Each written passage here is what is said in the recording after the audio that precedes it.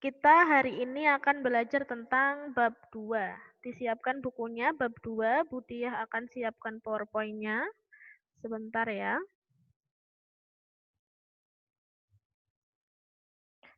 Di bab kedua ini kita akan belajar tentang pembukaan Undang-Undang Dasar. Budiah share dulu.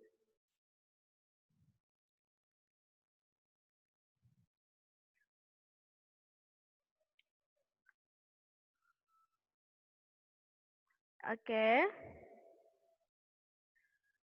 Wow, kok nggak kelihatan? Wah, sebentar. Kok tidak terlihat ya?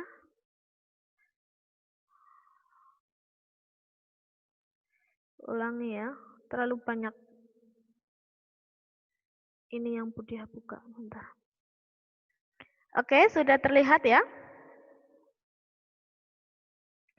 Oke, sudah terlihat. Hari ini kita akan belajar tentang pembukaan Undang-Undang Dasar 1945. Nah, jadi hari ini kita akan belajar tentang pembukaannya. Kalau setiap hari Senin kita setiap hari Senin itu ada petugas yang membacakan pembukaan Undang-Undang Dasar 1945. Ya kan? Nah, seperti yang sudah kita pelajari di kelas 8 kemarin, PPKN kelas 8 kemarin, bahwa Undang-Undang Dasar itu terdiri dari 2 bagian ya. Yang pertama adalah pembukaan, yang kedua adalah batang tubuh atau yang berisi pasal-pasal.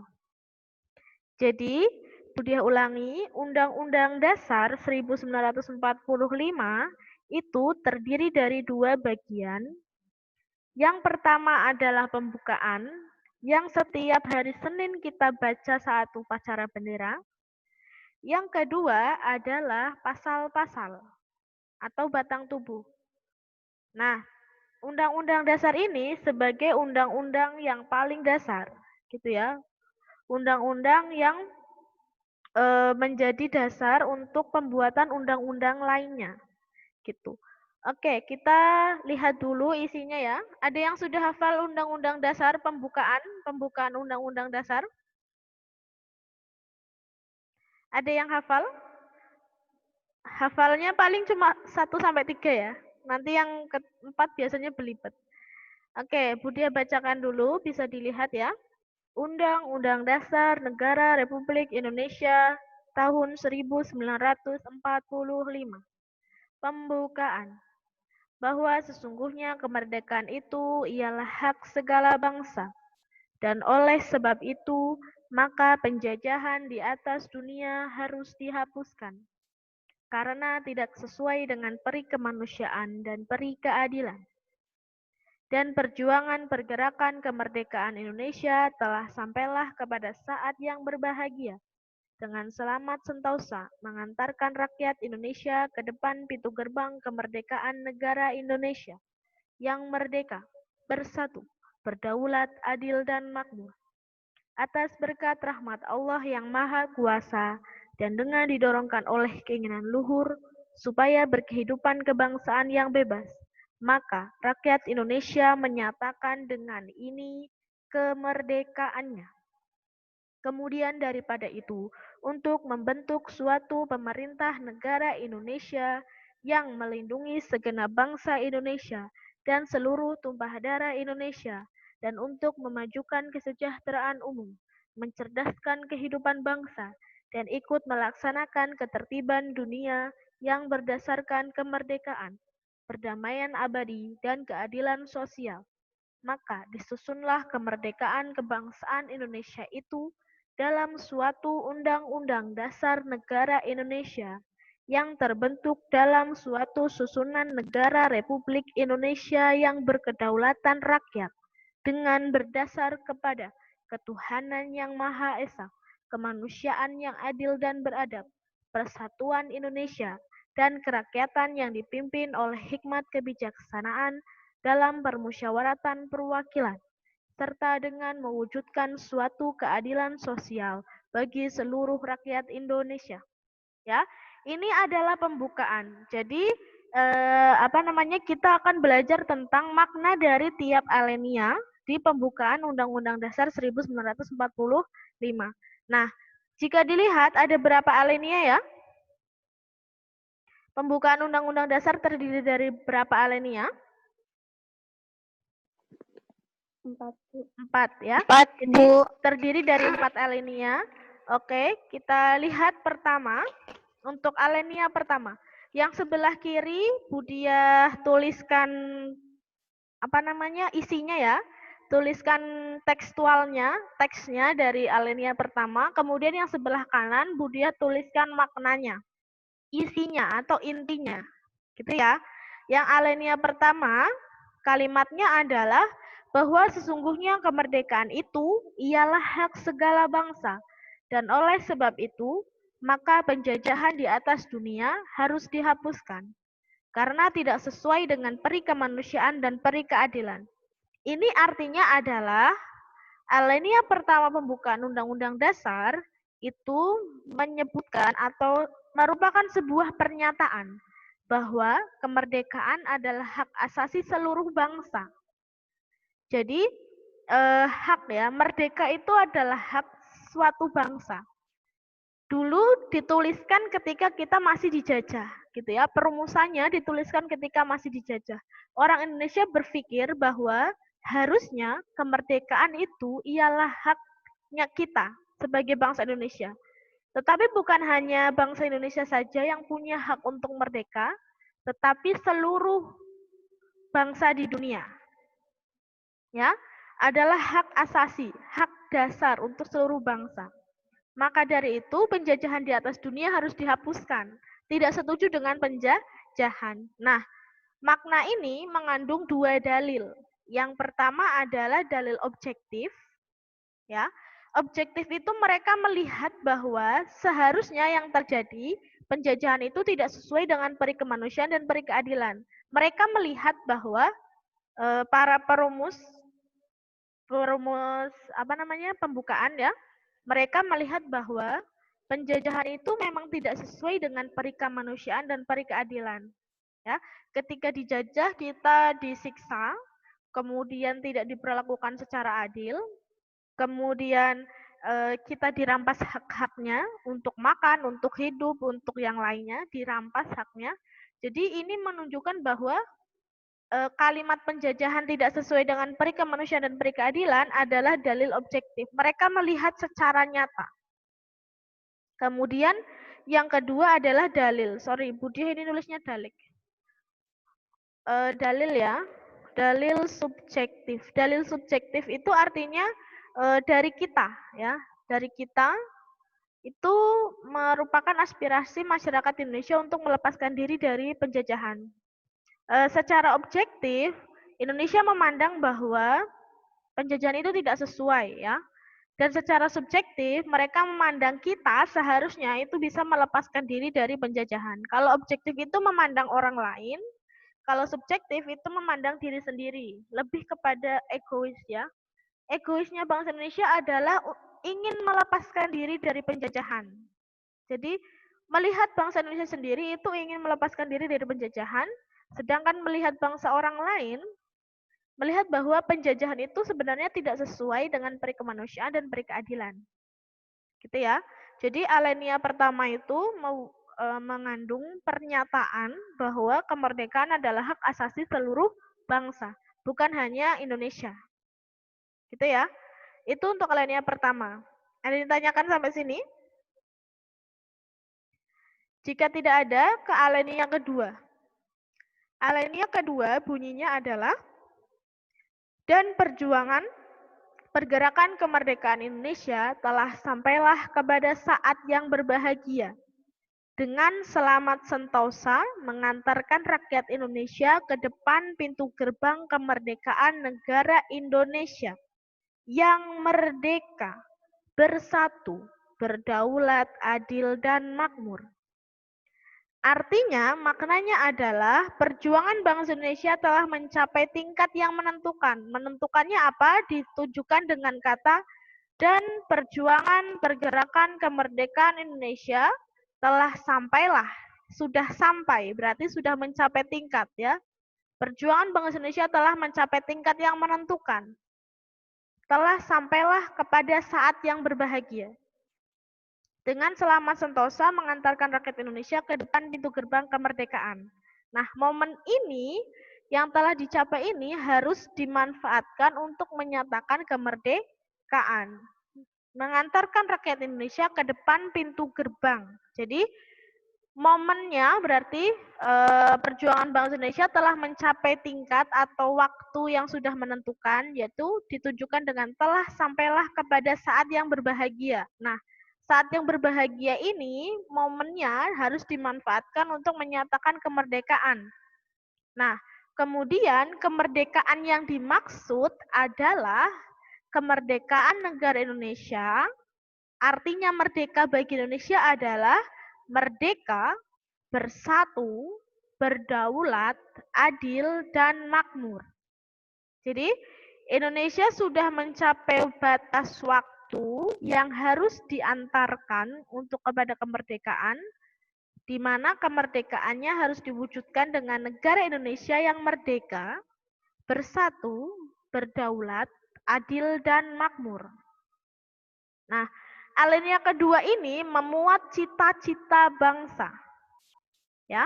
Nah, cita-cita bangsa Indonesia ada di alinea kedua, yaitu negara Indonesia yang merdeka, bersatu, berdaulat, adil, dan makmur.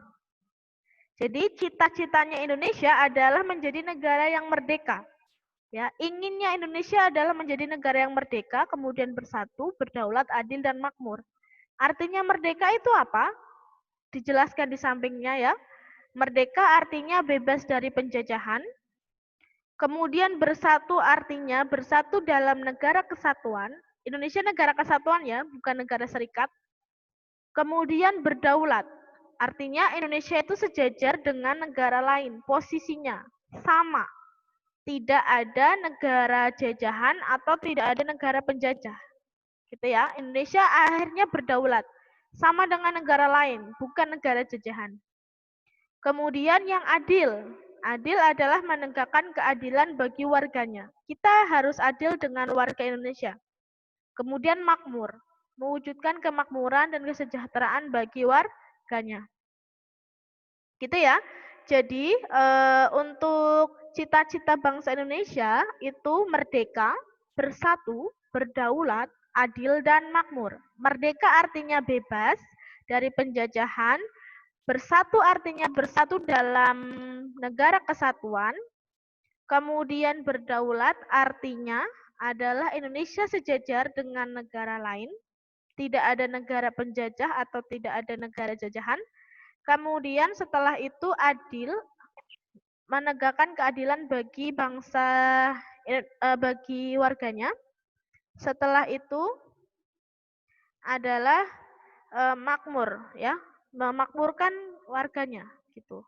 Itu adalah makna dari cita-cita bangsa yang ada di alinea kedua.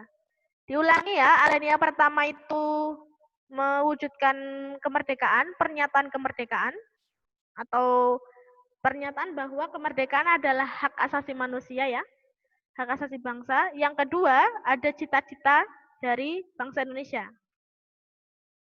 Setelah itu alinea ketiga, ya. Atas berkat rahmat Allah yang Maha Kuasa dan dengan didorongkan oleh keinginan luhur supaya berkehidupan kebangsaan yang bebas, maka rakyat Indonesia menyatakan dengan ini kemerdekaannya.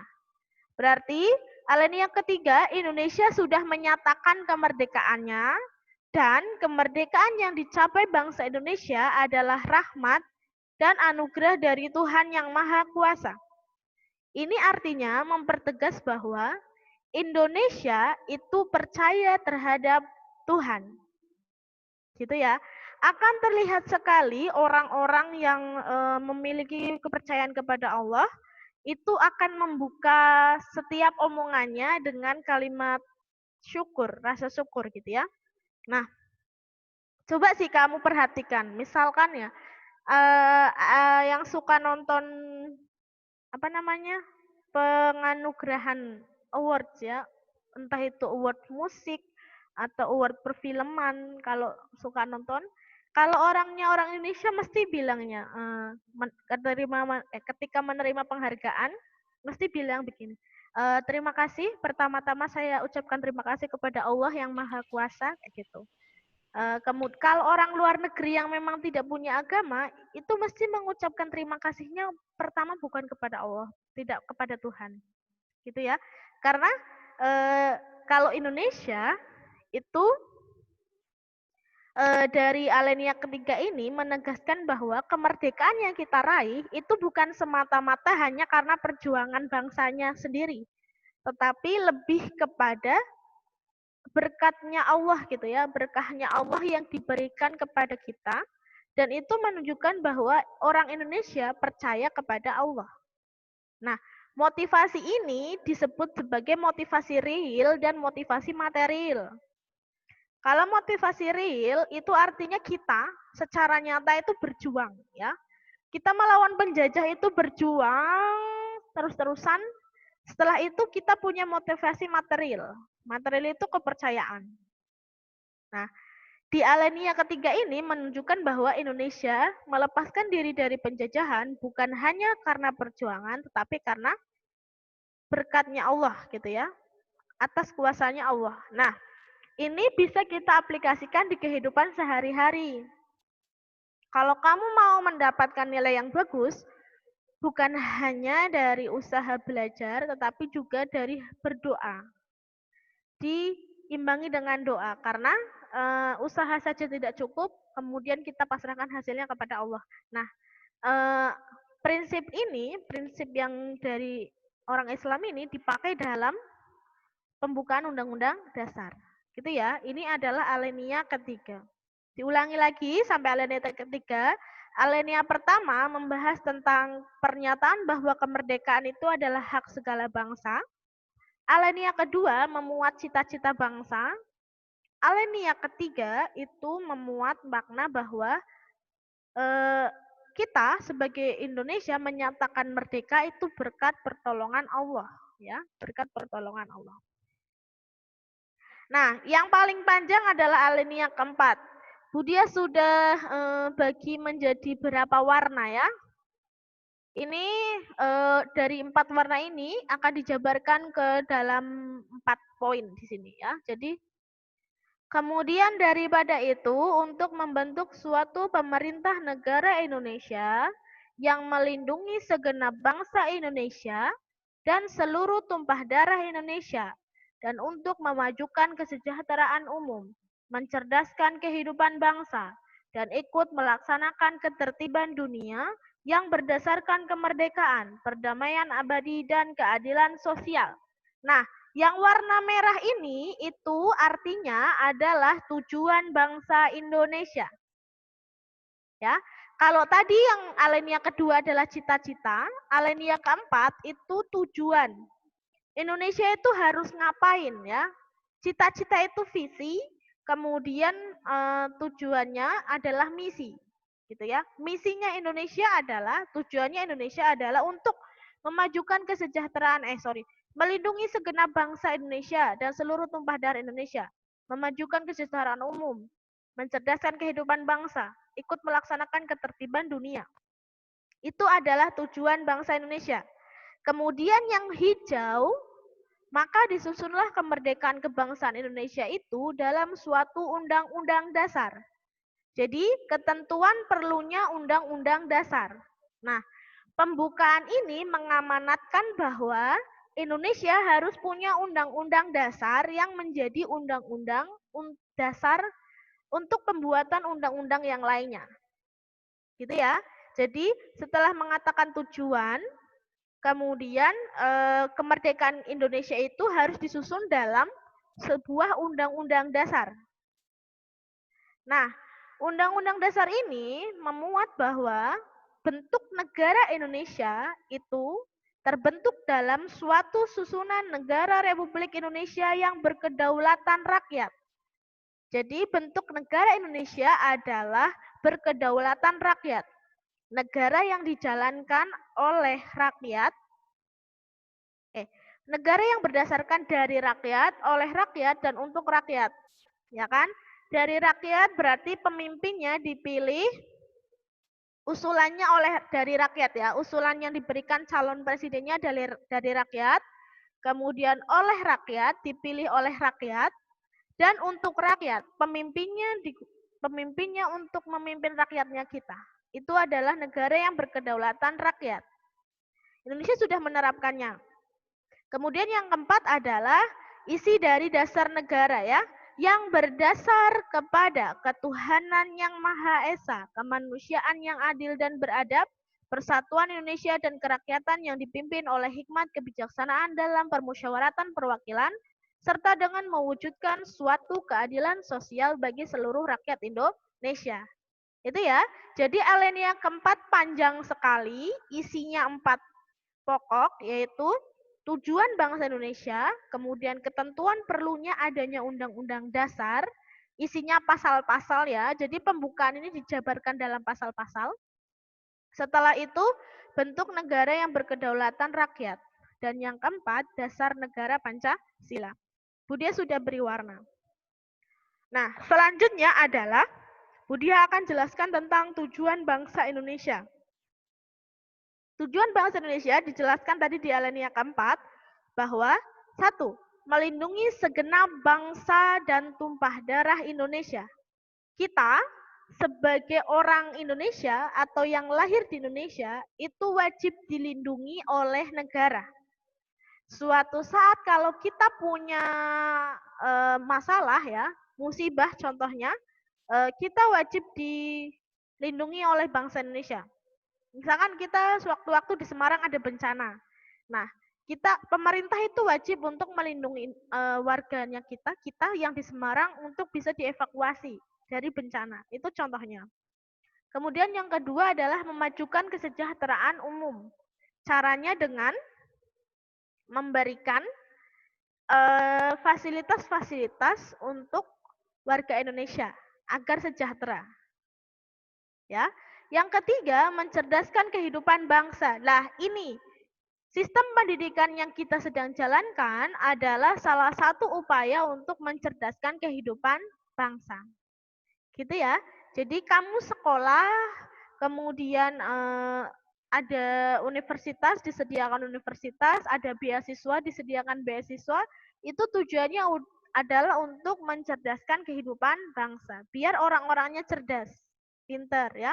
Yang keempat adalah melaksanakan ketertiban dunia. Sebentar, ini ada chat siapa? Ada apa toh? Suaranya putus-putus kah?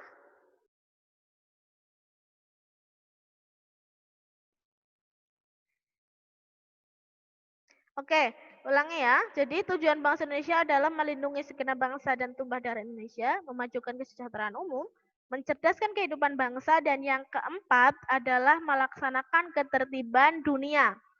Contohnya adalah Indonesia aktif dalam sistem keamanan dunia. Contohnya ya, kemarin di Palestina kita membantu di Palestina.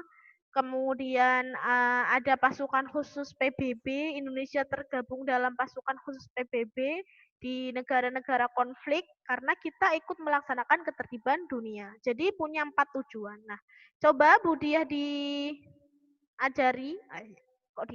dibantu ya. Contoh realisasi dari melindungi segenap bangsa dan tumpah darah Indonesia. Ada yang mau memberikan bantuan? Contohnya apa? Masih 3 menit. Melindungi segenap bangsa Indonesia contohnya apa?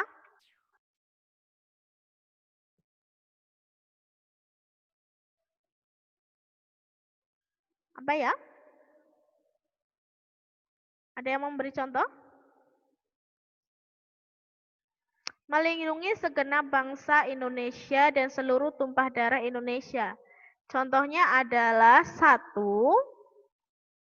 Melindungi TKI di luar negeri, ya. Kalau ada kasus TKI atau TKW, ya, TKW itu tenaga kerja wanita, TKI itu tenaga kerja Indonesia yang kerja di luar negeri. Kalau misalkan ada yang disiksa, dulu kan sering banget ya di Arab itu, orang yang kerja di Arab itu disiksa majikannya, kemudian tidak dikasih gaji, kemudian disiksa di sana lah. Indonesia itu wajib untuk melindungi melalui KBRI yang di sana ya, Kedutaan Besar Republik Indonesia. Nah, makanya setiap negara di dunia itu punya kedutaan, duta besar.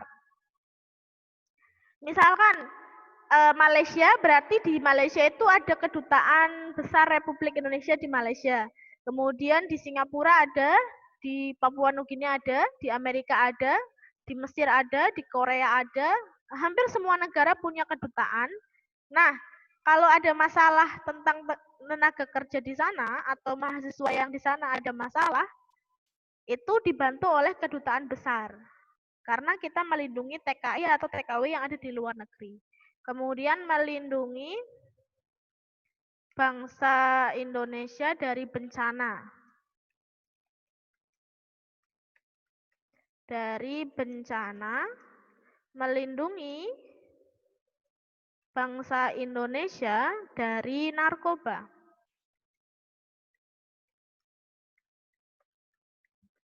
Ya, kita itu dilindungi. Misalkan kita di luar negeri berarti kita dilindungi, di Indonesia pun kita juga dilindungi dari bencana, dari narkoba dan lain sebagainya. Ya, ini adalah contoh realisasinya.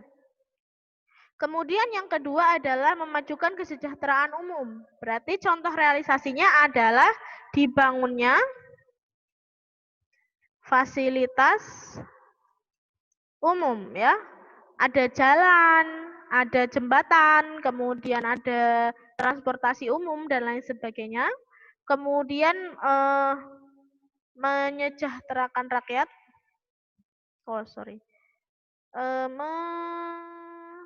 Memakmurkan rakyat dengan bantuan subsidi.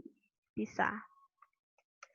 Ya, kemudian memeratakan pembangunan di seluruh wilayah.